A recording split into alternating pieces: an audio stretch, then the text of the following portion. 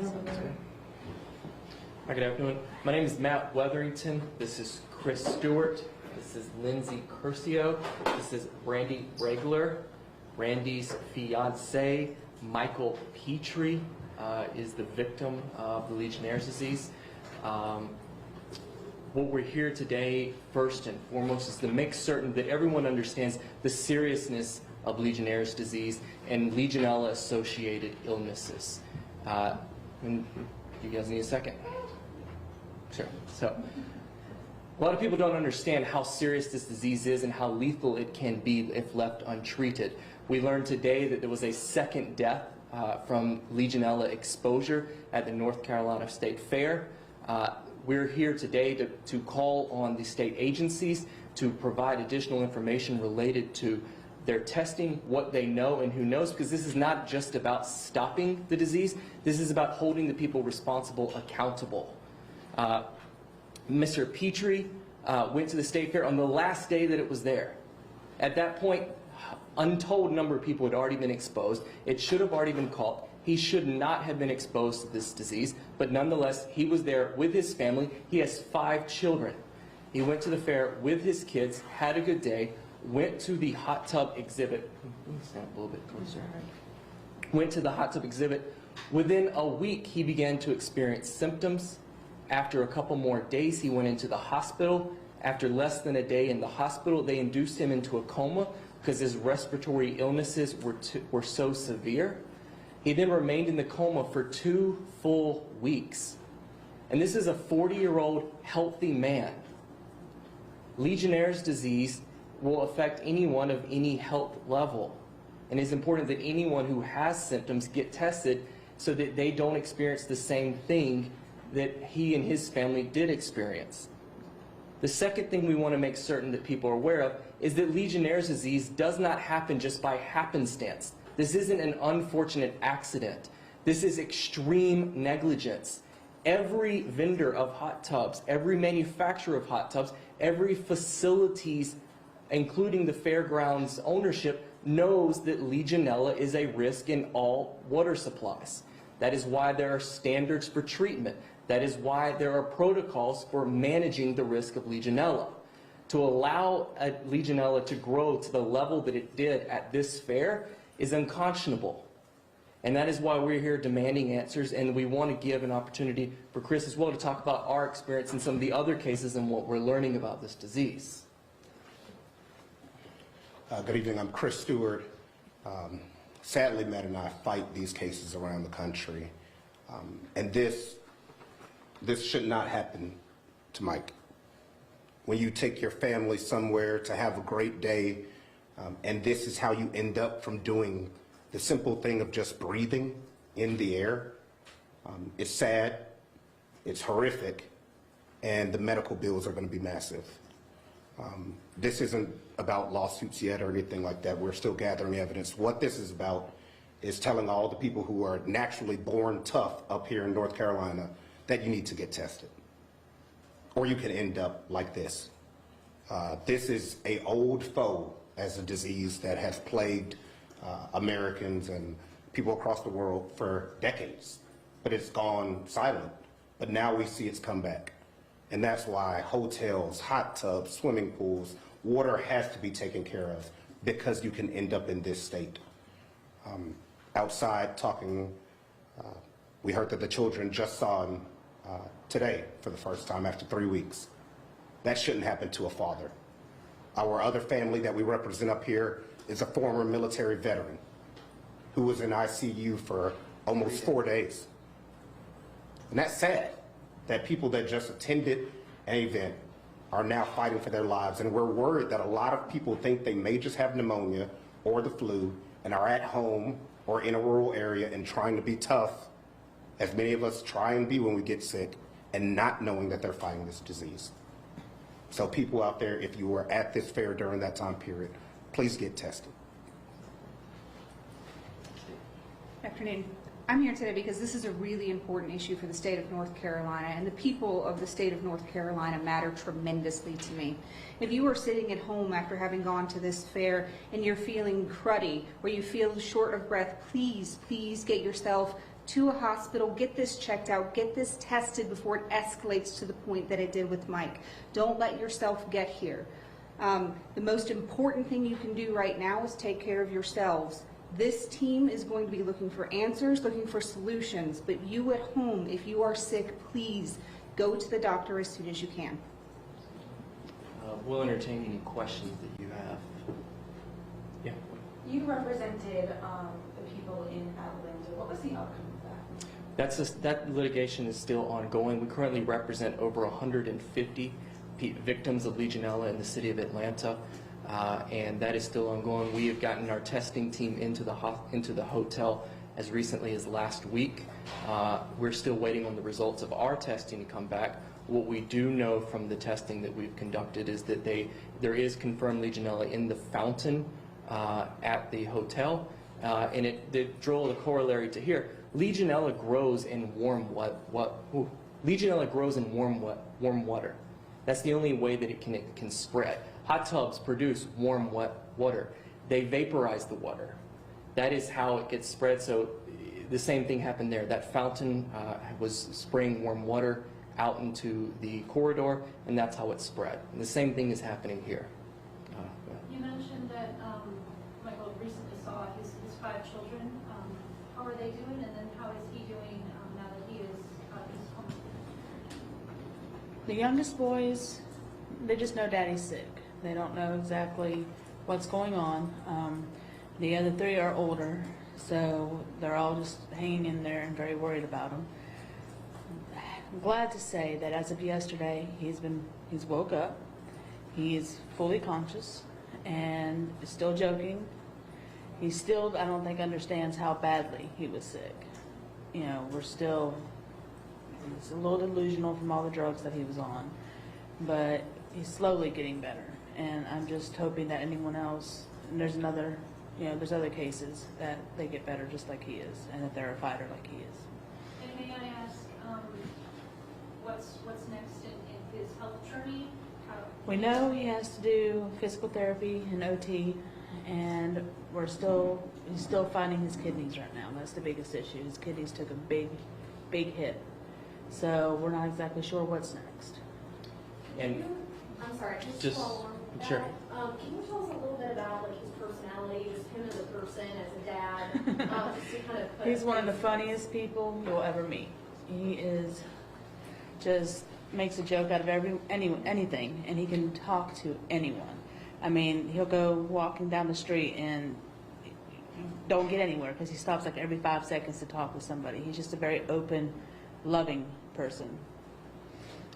The other thing to make sure that you understand as part of the health journey is that individuals who already suffer from some sort of respiratory illness or autoimmune problem are more susceptible to long-term problems associated with the disease. This is not a situation of you just go into the hospital, get antibiotics, and then you're fine.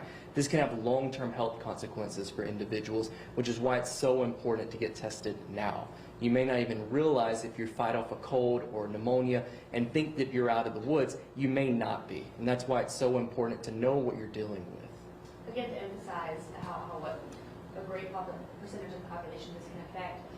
Does your fiance fit any of the profile of a typical No. at-risk Legionnaire patient? No, he does Former not. Smoker, any respiratory issues? He is a former smoker, but he's a healthy 40-year-old man who had no pre-existing health problems. This can affect anybody. It particularly preys on the young and the old, but anyone can fall to this. And obviously you 3 are attorneys. Is there a possibility for litigation here? Right now, it's just about getting answers for the families. That's a question for another day. But right now, it's most important is that we want people to get tested, and we want the state to come forward with answers for these families. Did you reach out to these families? No, we're reaching out. I mean, right now, if you look us up online, we're representing probably the largest group of Legionnaire cases right now in the country. And prior to law, I actually worked in the public health field, and this disease is dangerous. It's sad that it's rearing its head to the degree that it is right now, but it shouldn't happen. And right now, of course, this could turn into litigation. But what these fine lawyers and myself are going to be doing is trying to get answers. and get more information from the health department on when did the people that ran the hot tub or this fair find out that people were getting sick. You know, that's an issue we had in Georgia, is when did the hotel know that they had a problem and they still let people come to make money? That's a big question that's out there. Why wasn't it shut down immediately for fear of this? And we're going to get those answers. You mentioned that that the state or the fair runners or maybe hot tub people should have known by the last day of the fair that this was an issue. How would they, based on the incubation of the disease, know that? No, what we're talking about is the protocols that have to be followed. They know that this is a risk, and they know they have to follow the protocols. If you're not checking up and making sure that the protocols are being followed, you're exposing people to potentially deadly diseases. It's that simple. They should know based on making certain that the protocols that are in place are followed. And for those of us who don't do what you do and have background knowledge, Sure. can you give examples of the protocols, or for example, what is a best practices for someone or an organization to be doing? So part of this is that we don't even know with 100% certainty where the Legionella grow. For example, if it's in a water cooling tower, that's going to be a different standard than if it is in the hot tub. For the hot tub, it's real simple. Test the water.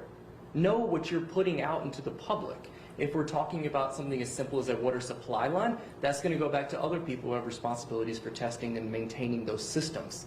That's why it's so important that we get to the bottom of what's going on so that we can go back and say, what went wrong? How do we keep this from happening again? Because the Legionella is continuing to grow as a problem across the country, and we're seeing more and more of these infections instead of less and less, and that has to change. And you mentioned that you had a testing team test the water fountain in that hotel in Atlanta. Do you also have your own testing team who is testing the fair or have been? Not yet. We're assembling the right team for the job, and that's going to be one of the next steps as soon as we can get access to be able to do that. Obviously, in this case, all the apparatuses for the fair gone. Correct. So how feasible would that be? You'll be surprised at what we can do, but again, it starts with getting information from the state agencies. What sort of information are you looking for? Sure. So if we can figure out, for example, what they tested and what they didn't test, we can sometimes go back and see what was left behind. There's residual testing that we can do, for example, of the hot tubs. There's residual testing that we can do with the cooling towers. They've advanced quite a bit in terms of what testing can be done, and it's just purely a matter of figuring out where do we need to start. And to do that, we need additional information. Do you need permission to do that, or is that just something that you kind of ask, you know, this hot tub company, like, can we test your hot tub? Well, it's private property, so we'll have to speak to their lawyers to see what's going on, but they've already done testing. It's going to be very simple to turn that over to the public. I mean, why would you hide that information if nothing was wrong? Have you heard from the fair, anybody from the hot tub company, anybody? No. You've not heard from anybody? Have y'all reached out to, who have you reached out to? That I don't know off the top of my head. We've sent out letters to all of the people that we know of. I can't give you the specific names. Is Legionnaires more common in a situation where water can sit stagnant for a period of time? Or is this, because hot tubs obviously can sit for a while. I don't know a lot about the disease. So Sure. Yeah, you know, it's really temperature based also. You know, it has to become an aerosol, why you see it in hot tubs and pools and fountains, because it's being distributed once it becomes an aerosol. I mean, Legionella is everywhere, but it has to have the right optimum temperature for it to become dangerous. And it has to have an aerosol mechanism, such as, you know, a jet. Which is why it's just simple. Just test when you know you're doing a water feature. You know you have hundreds of people that are going to be walking right by it. Some people even looking at it or maybe touching it. Simply make sure that it's safe. You know, it's not rocket science for companies. Just make sure whatever you're doing, we know you want to make money and sell your product, just make sure it's safe. Has your family ever heard of legionnaires-disease before this? Truth? No, I've never heard of it before. And when you guys heard of this diagnosis, I mean, what was that like? When we first took him in, they said he had double pneumonia. And so I went to work the following day, and that's when I had heard about Legionnaires at the fairs. And one of my friends had told me, you know, maybe you ought to have Mike checked. And so I called Mike, because he was still conscious at the time. I told him to tell the doctors to check you for Legionella. And he did, and I even went up there that night to be sure that they checked him. And Wednesday the test came back positive. For you or any of your other family members? Me and my 2 sons and my 1 daughter were there. How does And any of you have symptoms or anything? I ended up having just regular pneumonia, but the kids are all fine. It was just mainly Mike. So were you tested? for Oh, it? yes, I was. When you saw him, I mean, in the hospital bed, in a coma, I mean, we're talking 2 weeks. That's a long time. I mean, I'm not trying to hurt you in any way, but for people who haven't walked in your shoes, what is it like to see somebody blood in that situation? Just the scariest thing I think I've ever been through in my life. It really is. Just to not know if he's going to make it, because they said only 60% of the people on the ECMO make it. And that's a big number, 40% that don't. So just sitting there every day and just patiently waiting for him to get better. And they kept telling me, it's a slow process. It's a slow process. And I'm like, no, I want fast and furious. I don't want slow. And and then he got, when we started seeing progress, we seen it. But it took so long to get there. And just to think that I was going to lose him on that Friday when they came, and they're like, if we don't get him on dialysis and the ECMO now, he's not going to make it. And just to think that, for him to go to the fair and we lose him because we decided we wanted to have fun. How many patients are you guys representing in North Carolina? 2 current. Right now we have 2. We also, like Mike experienced, we know now that in Western North Carolina, the doctors are going to be prepared to have dealt with this. It's been in the news. But this fair brings in people from all over the state. We get into fall, and coming to the mountains in the fall is something that I think the vast majority of North Carolinians really like to do. So if you've gone out of the area and your doctor may or may not be familiar with this disease, to be sure when you do make it to the doctor that you do mention this and ask to be tested for it. Because while we're discovering this in North Carolina now and the doctors are used to it here, they may not be in every region across the state.